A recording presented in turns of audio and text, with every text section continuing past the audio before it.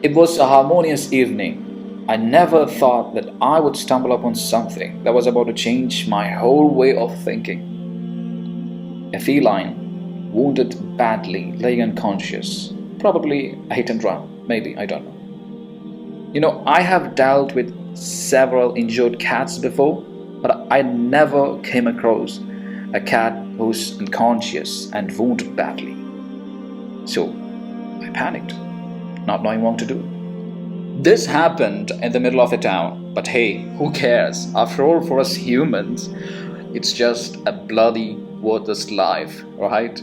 I did not know how to stop her bleeding or how to give a CPR. I stood frozen, and the funniest part?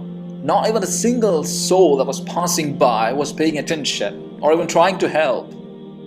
Now, the very next scene that I saw broke my heart into trillion pieces, which of course will break yours too, if you have a heart to break. A kitten crying over her mum, helpless. Can you imagine such pain? Let me take you to another perspective of the situation.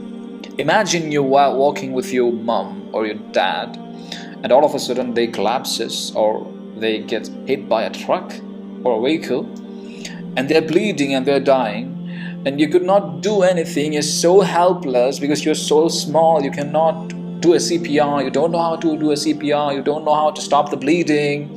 Imagine in such a situation that no one around you pays attention and they just walks away like you're not even there. Imagine the pain, and imagine such situation. You have to lose your parent just because no one cared. Have you ever thought of that? I wasn't this person who always cared for animals. In fact, I never believed that they had emotions. I remember this childhood version of me pulling the cat's tail, sneaking up on them while they're sleeping and pushing them off the wall, chasing them. I loved annoying and hurting them. But this very scene made me think, and I saw the change in their tone, their body language, and it made me think that they had thoughts just like us. So I started asking questions to the doctors, and I started reading articles and watching videos. And well, it ended up pretty good. Life is very vivid to animals. They know who they are, they know who their friends are, they know who their rivals are, and like us, they do have ambitions for higher status, and they follow the arc of career. Just think about it. How are we so different from animals, having more perception power and the ability to solve difficult problems, and introspection makes us superior to them? No, that's bullshit. But we both try to stay alive. We both search for food and shelter and raise some young ones for the next generation. In that regard, animals are no different from us.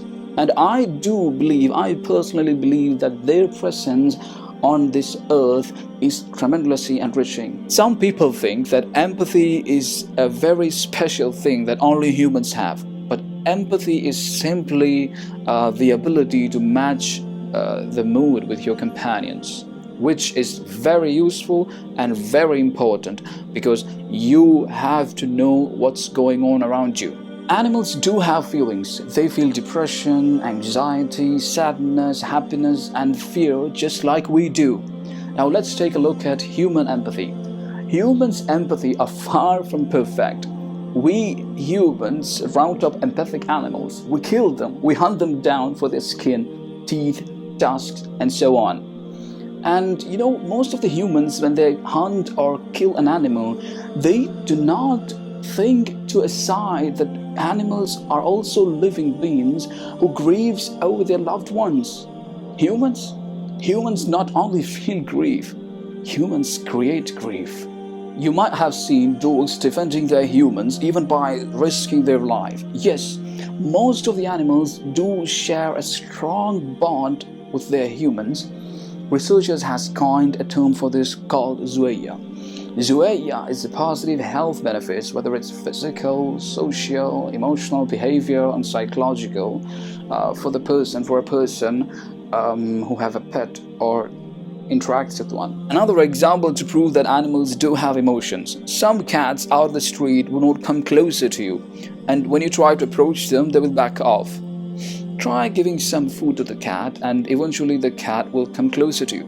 What happened over here is, at first, the cat backed off because you were posed as a threat in its mind. And when you showed compassion by feeding, it started to generate a sense of trust towards you. In simpler terms, the cat understood your behavior, and once you feed them, they'll start showing affection by following you, rubbing their head on you, and so on. Talking about compassion, you must have witnessed how animals protect and love their little ones and their family. The bird albatrosses routinely flies 6 to 10,000 miles for one meal to bring back one meal for their chicks. It is not only us humans who have emotions.